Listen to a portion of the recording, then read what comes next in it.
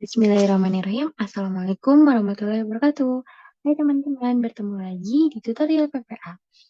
Kali ini kita akan melakukan tutorial untuk mata kuliah analisis dan rancangan percobaan. Kita akan membahas soal ujian tengah semester untuk tahun 2021. Nah, langsung ke soalnya aja. Di sini ada soal PG. Yang pertama, di sini perhatikan model berikut ini. Apakah rancangan yang digunakan pada model di atas? Nah, sekarang kita lihat dulu nih teman-teman ke interaksi. Nah, di sini interaksi yang digunakan adalah beta, kemudian ada gamma, kemudian ada alfa. Ini beta alfa, beta gamma.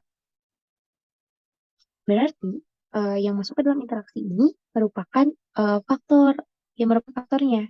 Selain itu berarti merupakan kelompok. Sehingga di sini pada model ini dia merupakan model yang memiliki tiga faktor dengan satu kelompok. Nah, kemudian untuk model yang memiliki kelompok berarti dia disebutnya model rancangan rak. Dan di sini kita adanya faktorial, maka model yang digunakan uh, model linear tersebut merupakan rancangan faktorial rak dengan tiga faktor dan satu kelompok. Lanjut ke nomor 2. Apakah model di atas memiliki kelompok? Setelah dibahas tadi, kita punya kelompok nih, yaitu tau I. Karena beta, gamma, dan alfanya mereka udah masuk ke interaksi. Berarti kalau misalnya ada interaksi kan jadinya itu ya. Berarti mereka adalah faktor. Nah, berarti selain itu yang nggak ada interaksinya berarti cuman si taunya aja. Nah, berarti si tau ini merupakan kelompok. Sehingga di sini terdapat satu buah kelompok. Nah, kita lihat untuk tarafnya. Tau ini kan indeksnya I, berarti untuk kelompok ini memiliki tiga taraf. Karena I ini indeksnya ada tiga. Satu, dua, dan tiga. Sehingga jawabannya adalah A. Sekarang nomor 3, ada berapa faktor dan berapa taraf yang dimiliki oleh faktor dalam rancangan tersebut. Tadi udah dijelasin lagi. Faktornya ada 3. Ada yang beta, gamma, dan alfa. Dengan masing-masing taraf, yaitu ada J, K, dan L. Untuk J, tarafnya ada 4. Untuk K, tarafnya ada 4. Untuk L juga 4. Sehingga faktor yang ada pada model berikut ada 3 dengan masing-masing tarafnya adalah 4. Terhadap waktu penyusunan komponen layar televisi. 4 operator yang berbeda, operator tidak homogen, juga dipilih untuk penelitian ini. Teknisi mengetahui bahwa menyusun itu melelahkan. Jadi semakin akhir urutan penyusunan, semakin besar waktu yang diperlukan sehingga ada tren di dalam waktu penyusunan tersebut. Atau waktu penyusunan itu tidak homogen. Rancangan percobaan apakah yang tepat? Nah, jadi yang kita tahu kalau misalkan RAL itu syaratnya dia unit eksperimennya harus homogen. Sedangkan kalau RAK dia tidak harus homogen untuk antar kelompoknya. Jadi untuk antar kelompoknya dia tidak harus homogen. Jadi di sini kan tidak homogen nih. Dia kan uh, apa ya? Dia tidak homogen. Berarti dia masuknya ke yang B, rancangan faktorial rak. Next mungkin ke nomor 5. Seorang teknisi sedang menyelidiki efek dari 4 metode penyusunan terhadap waktu penyusunan yang sama yang kayak tadi soalnya. Apakah faktor utama yang menjadi kasus tersebut? Faktor utama. Nah, di sini di awal kan diketahui nih seorang teknisi sedang menyelidiki efek dari 4 metode penyusunan. Berarti yang menjadi faktor utamanya adalah metode penyusunan. Kita next saja ke nomor 6, ditanyakan apakah terdapat kelompok dalam kasus tersebut. Berapa dan sebutkan apa kelompoknya. Nah, yang pertama, kelompoknya itu kan berarti kalau kelompok itu tidak homogen ya. Tidak homogen berarti di sini ada operator dan juga ada waktu penyusunan. Sehingga jawabannya adalah D. Next, seorang teknisi ini sama soalnya apakah respon dari kasus di atas. Kita lihat untuk respon kan ini sedang menyelidiki efek penyusunan terhadap waktu penyusunan komponen warna televisi. Sehingga untuk responnya adalah waktu penyusunan. Selanjutnya ditanyakan berapa taraf dari urutan penyusunan. Taraf dari urutan penyusunan kita lihat ini untuk urutan penyusunan. Ini ya ada metode penyusunan itu sama aja kayak berapa kali sih ada penyusunannya? Ada 4. Ada A, B, C, dan D. Kita lanjut aja, langsung ke nomor 10. Jika muncul grafik scatter plot antara sisaan dan ditopi, asumsi apakah yang bisa kita lihat dari grafik tersebut? Asumsinya adalah homogenitas. Tuh, untuk yang 11, di bawah ini manakah asumsi yang bisa dicek dengan membandingkan nilai sisaan terbakukan dengan 3 standar deviasi? Jawabannya adalah outlier. Selanjutnya, berikut merupakan asumsi yang harus dipenuhi ketika menganalisis ANOVA. Nah, jadi ada beberapa asumsi untuk menganalisis ANOVA. Homogen itu wajib, normalitas, terus outlier.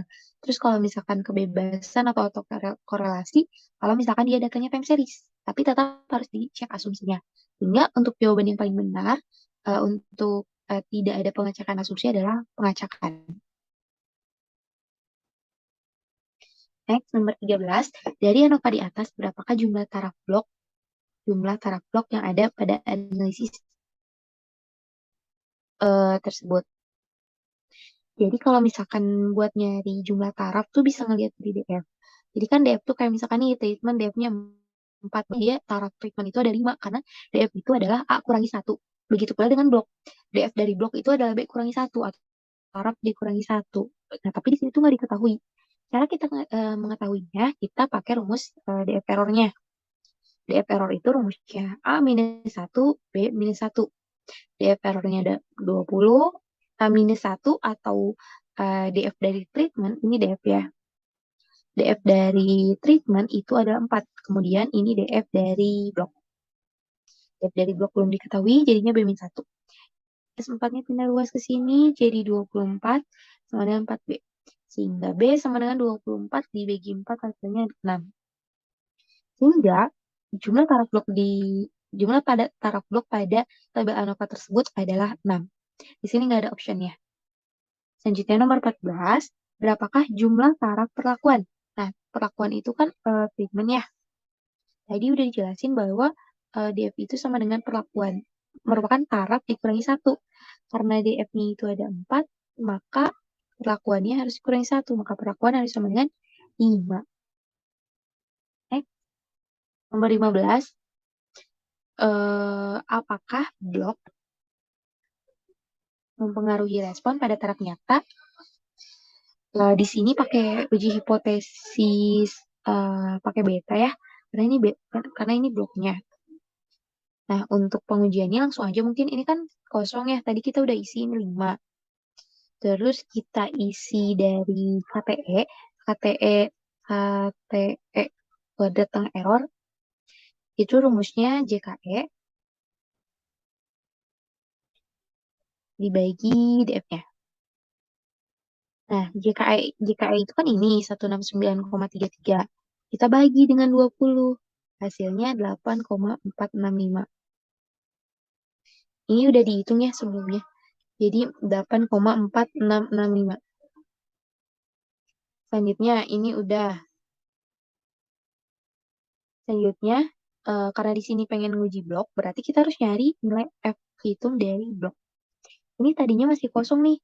Untuk F hitung blok berarti F blok rumusnya adalah KT blok dibagi KT. Nah, KT bloknya 64,765 dibagi 8,4665. Hasilnya adalah sama dengan 7,6496. Terus, untuk F tabelnya tadi juga udah dicari. Untuk F tabelnya kita lihat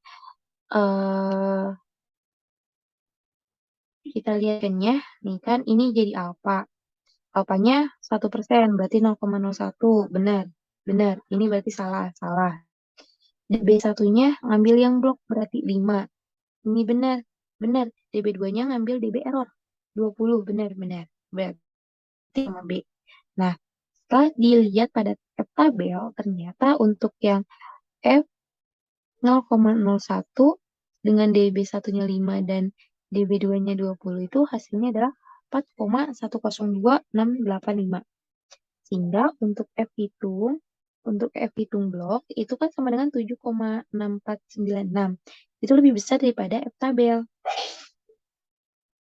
Sehingga didapatkan hasil H0 ditolak. H0 ditolak mendapatkan kesimpulan bahwa tidak dipengaruhi atau tidak ada pengaruh berbeda. Tidak dipengaruhi. Sehingga jawabannya, maaf, kalau H0 ditolak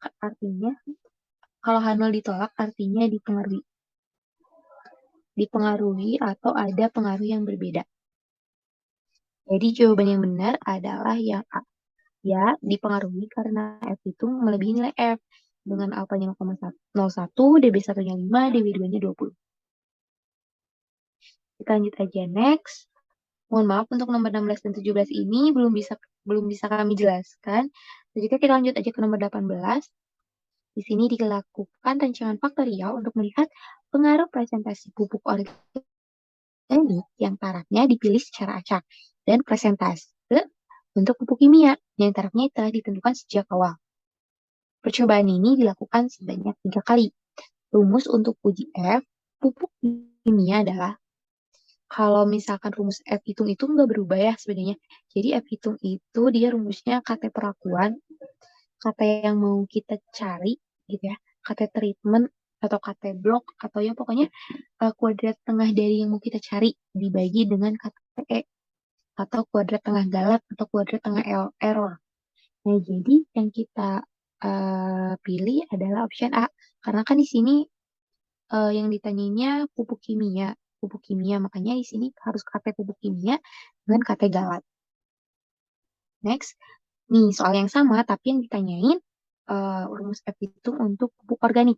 Berarti jawabannya harus KT pupuk organik dibagi dengan galatnya.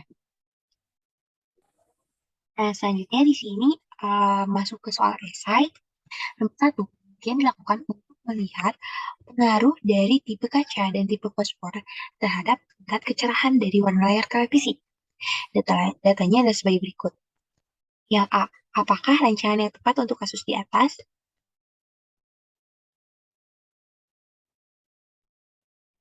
Nah, jadi ini jawabannya untuk yang esai. Yang pertama, rancangan yang tepat untuk kasus di atas adalah rancangan faktorial dua faktor. Kenapa? Karena tadi kan di soalnya untuk melihat pengaruh tipe kaca dan tipe fosfor ya. Jadi dia ada dua faktor gitu dan juga ya dia ada dua faktor sehingga dia merupakan rancangan faktorial dua faktor. Yang kedua, tentukan perlakuan dan taraf. Perlakuan atau taraf itu sama aja ya. Jadi untuk perlakuan di sini ada tipe kaca dan tipe fosfor yang diketahui di soal. Dengan perlakuan dan faktor yang sama. Nah, untuk tarafnya, untuk tipe kaca di sini ada dua taraf 1 dan taraf 2. Untuk tipe fosfor dia ada 3 taraf, yaitu taraf 1, 2, dan 3. Selanjutnya, kelompok dan tarafnya. Di sini tidak ada kelompok, tidak ada pembagian kelompok juga. Tidak ada blok. Selanjutnya di sini untuk respon.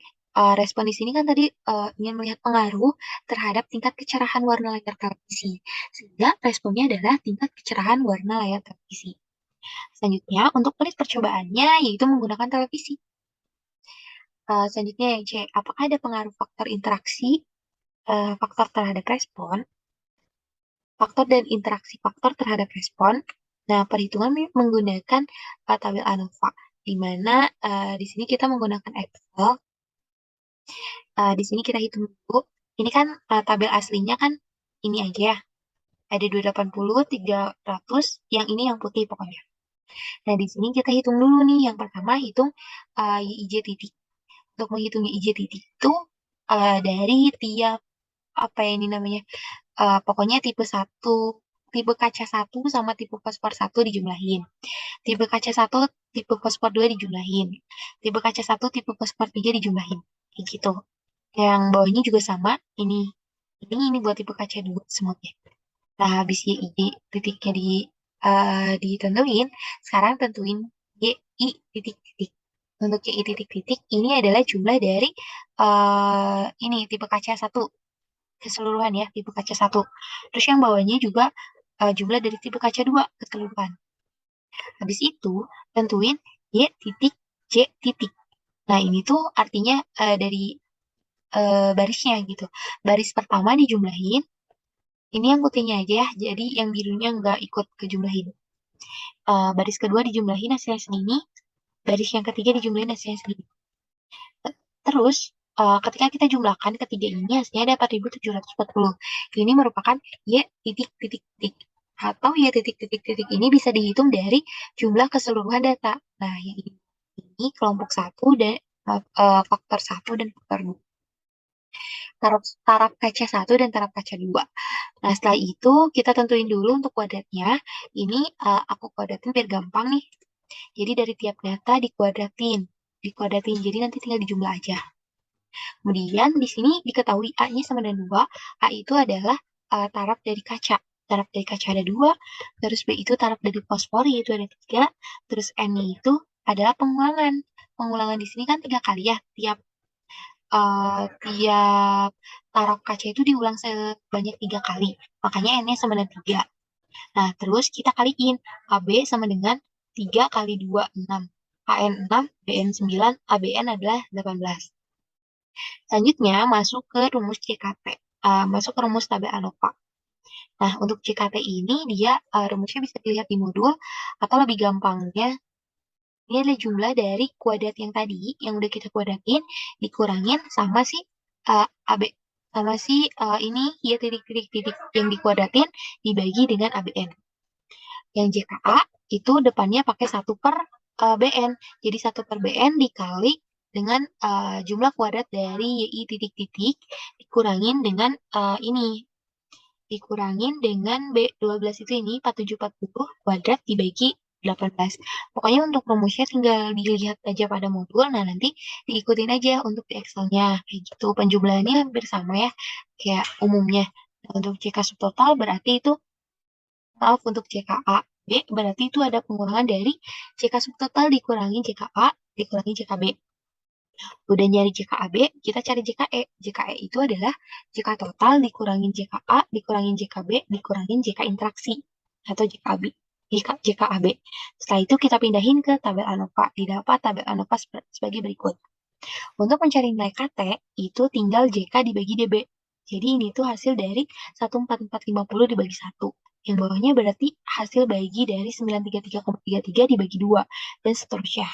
Untuk F, itu adalah pembagian dari KT dibagi KT galat. Jadi untuk F hitung untuk faktor kaca berarti 14450 dibagi ini KT galatnya. Nah, untuk yang kedua, untuk yang F hitung fosfor berarti 466,67 dibagi yang ini nih. Yang interaksi juga gitu, berarti 66,67 dibagi ini. Tuh. Nah, selanjutnya, di sini kita tentuin hipotesisnya. Di sini diminta untuk setiap faktor dan interaksi. Yang pertama, faktor yang pertama dulu, ada faktor kaca. Ini hipotesisnya tau I sama dengan 0. Di mana faktor kaca tidak mempengaruhi respon atau mempengaruhi respon tapi tidak berbeda dengan tiap tarafnya itu tidak berbeda. Untuk H1-nya minimal ada satu taraf kaca yang mempengaruhi responnya berbeda. Gitu. Kayak kalau H1 itu ada perbedaan, kalau H0 tidak ada perbedaan. Untuk hipotesis yang kedua, untuk fosfor kita pakainya beta I. Untuk keterangannya hampir sama. Untuk interaksi kita pakainya tau beta IJ sama dengan 0, di mana interaksi AB itu tidak mempengaruhi respon. Untuk atau bisa juga kata-katanya interaksi AB mempengaruhi respon, interaksi AB sama-sama mempengaruhi respon. Tuh. Untuk K1-nya minimal paling sedikit ada satu yang mempengaruhi respon secara berbeda atau bisa juga kayak ini paling sedikit untuk satu tau beta IJ tidak sama dengan 0 atau mempengaruhi respon. Untuk alfanya dipakai alfa 5%. Untuk statistik ujinya tadi udah dihitung di tabel ANOVA. Untuk kriterianya didapat untuk yang pertama dengan taraf 0,05, dB-nya yang pertama 1, dB dari kacanya 1, dB dari galatnya 12, maka F tabelnya adalah 4,75. Sehingga untuk F hitungnya 273,7895 itu lebih besar daripada 4,75, sehingga tolakkan 0. Yang kedua, dengan DF satunya adalah 2, didapat nilai F tabelnya 3,89 sehingga H0 ditolak. Untuk yang ketiga juga seperti itu, dapat 3,89 sehingga 1,26 kurang dari 3,89 maka terima 0. Untuk kesimpulannya di sini yang lainnya kan tolak 0. Artinya minimal ada satu taraf fosfor dan taraf kaca yang mempengaruhi tingkat kecerahan warna layar televisi pada taraf nyata 5%. Nah, untuk yang interaksi, dia terima 0, artinya interaksi tidak mempengaruhi atau mempengaruhi tapi tidak ada perbedaan dari tingkat, ya tidak ada perbedaan dari tiap interaksinya untuk tingkat kecerahan warna layar televisi pada taraf nyata 5%. Nah, karena yang tadi itu, yang pertama kan yang kaca sama yang fosfor itu kan tolakan 0, berarti harus ada uji lanjut.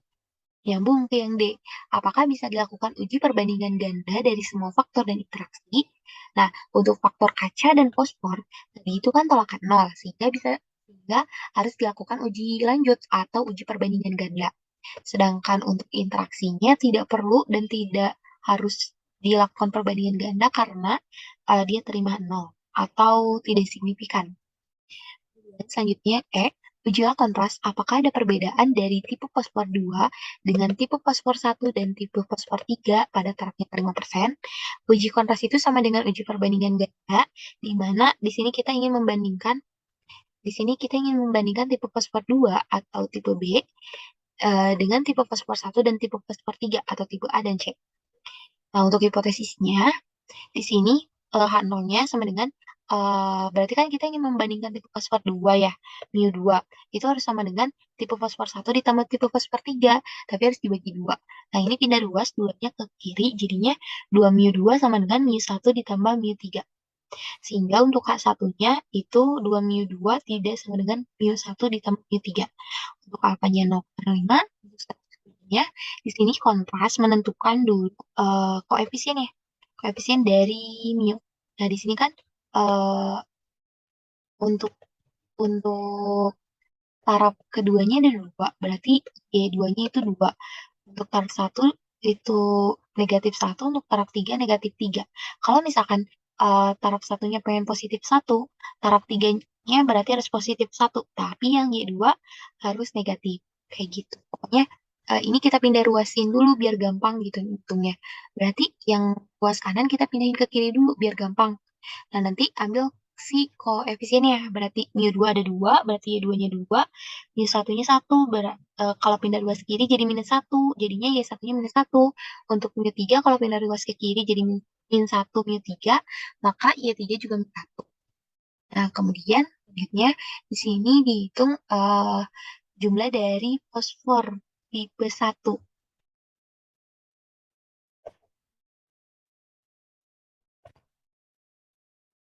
Nah, berarti fosfor tipe 1 berarti yang ini 1560, terus tipe fosfor 2 yang ini 1640 dan seterusnya. Nah, habis itu kita masukin deh ke kontras ini, ke uji kontras. Kontrasnya kan tadi negatif Y1 kita masukin 1560, ditambah 2 kali Y2, Y2-nya 1640, dikurangin Y3-nya 1540. Hasilnya adalah 180, sehingga untuk JKC1-nya sama dengan 180 kuadrat atau C1 kuadrat dibagi dengan 3 dikali 6. Hasilnya adalah 1800. Nah, untuk KTC-nya berarti 1800 dibagi dengan DB. DB-nya itu 1. Kalau kontras itu DB-nya selalu 1. Maka hasil dari KTC-nya adalah 1800. Untuk F hitungnya, itu KTC dibagi KTE, di mana 1800 dibagi dengan 52,78, hasilnya adalah 34,106. Nah, untuk KTE ini kita ngambil dari tabel ANOVA yang tadi di awal. Untuk kriteria ujinya, kita ambil tabel F dengan taraf 0,05, didapat F tabelnya 4,75, sehingga untuk 34,105 ini lebih dari 4,75, sehingga tolakan 0.